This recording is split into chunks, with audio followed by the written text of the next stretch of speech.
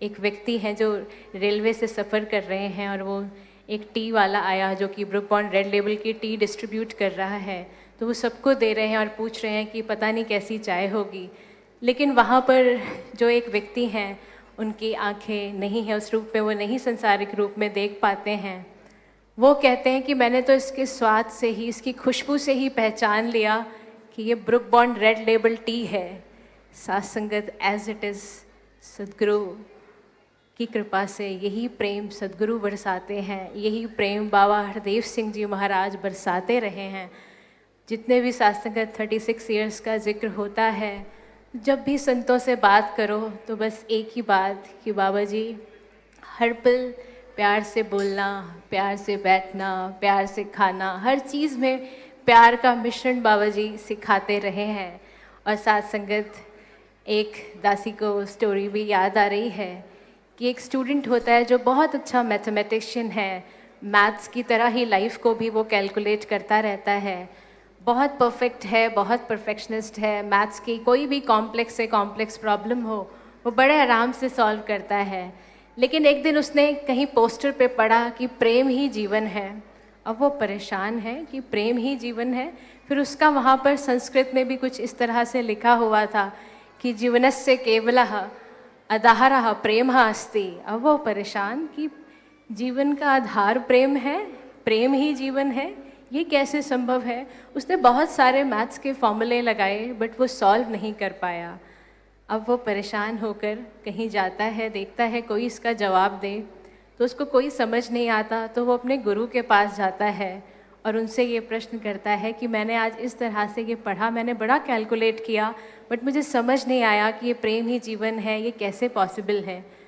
तो फिर उसको समझाते हैं कि सबसे पहले ना आज एक फॉर्मूला लिख के जाओ और अपनी लाइफ के एपिसोड्स में उसको अप्लाई करना, तब ये कैलकुलेट होगा। तो फिर वो भी सदगुरु भी जानते थे कि मैथमेटिशियन है, इस तरह ही समझेंगे। तो फिर वो फॉर्मूला देते हैं कि spiritual love is equal to A+C+S-E, यानी सात्संगत A से एक्सेप्टेंस, C से कंपैशन, S से सरेंडर और माइनस करना है जो ये E, जो यानी जो ईगो है, इसको माइनस करना है।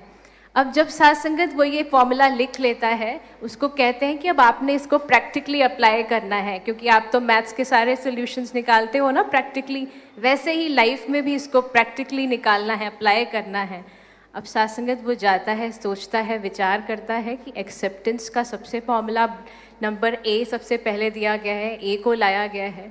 तो वो अपनी माता की तरफ देखता है कि जो माँ है, कभी कभी जब वो बहुत सी गलतियाँ भी कर देता है या उनकी कोई बात भी नहीं मान रहा होता, तो भी माँ जो होती है वो माफ़ कर देती है और उसको समझाते हुए उसको बताती है। उसको कभी ऐसा नहीं फील कराती कि आपने ऐसा क्यों कर दिया या उसको एक्सेप्ट नहीं करती।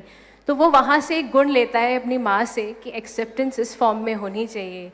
फिर सात्संगत कुछ दूर चलता हुआ जा रहा होता है तो देखता है कि रास्ते में एक प्राणी है जिसकी इंजरी हो गई है किसी दुर्घटना के कारण।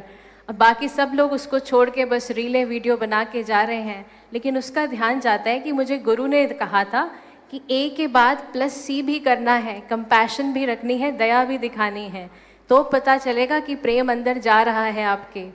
अब साथ संगत वो उसके अंदर जब जैसे ही ये बात आती है, वो फटाफट से उनका उपचार करता है, उनको ठीक करता है। और साथ संगत उस दिन उसको लगता है कि मैं एक नए ही इंसान से मिल रहा हूँ। फिर साथ संगत उसके बाद C के पास फिर आगे बढ़ता है +S सरेंडर की बात। अब साथ संगत वो सारे बड़े से बड़े एग्ज़ाम्स को क्वालिफाई करा हुआ है और उसको लगता है कि मैं तो कुछ भी कर सकता हूँ। तो साथ संगत फिर वो एक दिन क्या करता है कि वो ना कहता है मैं ज़्यादा पढ़ के नहीं जाऊँगा, जो मेरे को पहले से आता है उस बेसिस पे मैं सरेंडर करता हूँ परमात्मा को कि वही अगर मेरे लिए अच्छा होगा तो ये करवा देंगे। अब साथ संगत क्या होता है, वो उस दिन एग्ज़ाम में वो वाले फ़ेल हो जाता है। अब उसको बड़ा धक्का लगता है कि सरेंडर किया और फ़ेल हो गए। लेकिन साथ संगत फिर उसके मन में एक बात भी आती है कि अभी बहुत टाइम से ईगो आ गया था कि मैथमेटिशियन हूँ, परफेक्ट हूँ, कुछ भी कर सकता हूँ, कोई कॉम्प्लेक्स से कॉम्प्लेक्स प्रॉब्लम हो।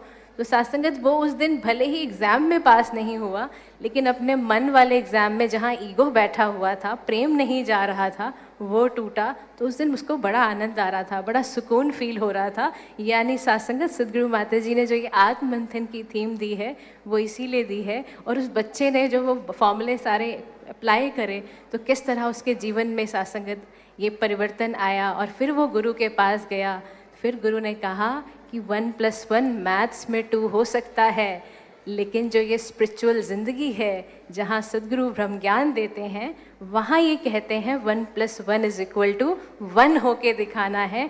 तो ये प्यार है, प्यार में कोई डुअलिज्म ना आ जाए, प्रेम सिर्फ सात्संगत ऐसा हो कि मैं एक प्रेम में भीगी रहूं इनकी। तो सात्संगत वो हरदेव, संपूर्ण हरदेव वाणी की भी जैसे लाइन है कि गुरसिखों के लिए सदैव सदगुरु का प्रेम है। सात्संगत ये सिर्फ हर परिस्थिति में गुरसिख के साथ प्रेम ही निभाते हैं।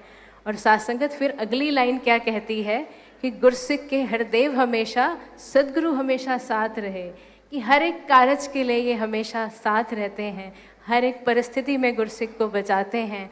और अंत में सदगुरु माता जी, निरंकारी राजपिता जी, दासी बचपन से एक लाइन रटती थी, आज दिल से निकल रही है जी, आप जी एक्सेप्ट करना कि हम बालक हैं आपके, आप हमें स्वीकार करना, हर पल ये गुण आपके हम गाते रहें, ये वंदन स्वीकार करना, ये प्यार स्वीकार करना।